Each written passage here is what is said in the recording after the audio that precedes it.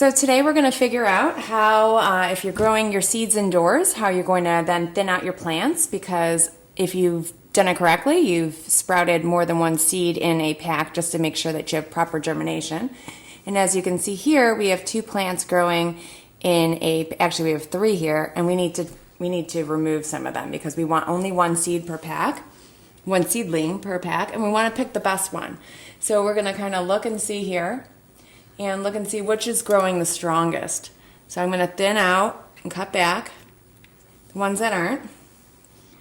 And I'm going to try to pick the ones that are closest in the center as well to the pack, because that will help ensure that the plant grows strong. And as you can see, I've already staked one here.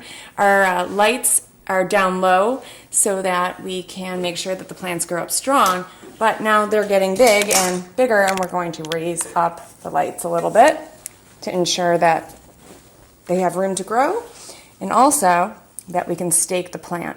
So you want to kind of just stake the plant so that it is supported just like it would be outside, and that it's going to grow straight. And if you want, it's a little extra help, you can kind of take a little twist tie and just kind of tighten it in on there. This helps sometimes. Actually, it's making it grow crooked, but I'll do that. I'll fix that when I'm not on the camera. And we'll take a look at some other seedlings. These are cherry tomatoes, and so they get pretty lanky. You want to make sure that you're selecting the strongest stem out of all your plants to grow forward. These are leeks, and a whole bunch of them has sprouted. You want to make sure that these are cut down so that they can actually get a little bit more robust. What's left over, though, are pretty much just like chives, and you can use them in salads or whatever. Don't throw these away as you trim. You just want to keep trimming them, keeping them so that they're going to get nice and thick.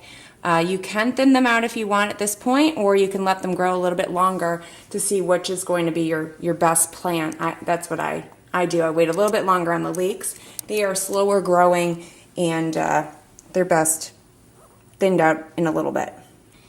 Here we have basil, and I'm going to keep all of these seedlings together. If you notice, these packages, these sections look like they didn't germinate, and I thought that they weren't going to germinate at all, and I was going to replant them, but waiting a little bit longer, you can see that they're just starting to germinate. So sometimes it just takes a little bit longer, so don't discount them. Give it a little bit of longer time before you go ahead and try to re-sow them. But basil can grow like this in a clump, and then you can just plant them all, and it'll be a real robust area in your garden. Now here's broccoli. Broccoli is pretty floppy, as you can see here, and it's kind of starting to grow all over the place. So what you want to do is try to find the strongest plant here. You're going to want to stake this.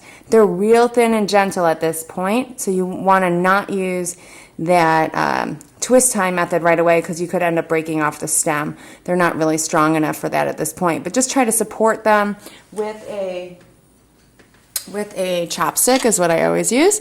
After you've picked out which seedling, for example, that you're going to use in this mix, I'll probably end up using this one. Don't throw these away either. These are awesome. They're so delicious and tasty. Eat them like a little sprout. Put them in your salad. So here are the finished staked and thinned out Brussels sprouts, cauliflower, and broccoli that I'm growing. And I've staked them, and as you can see, I tied up a couple of them that were a little unruly. And here are the sprouts that I cut off, and I'm going to just eat those in a sec. They're super tasty.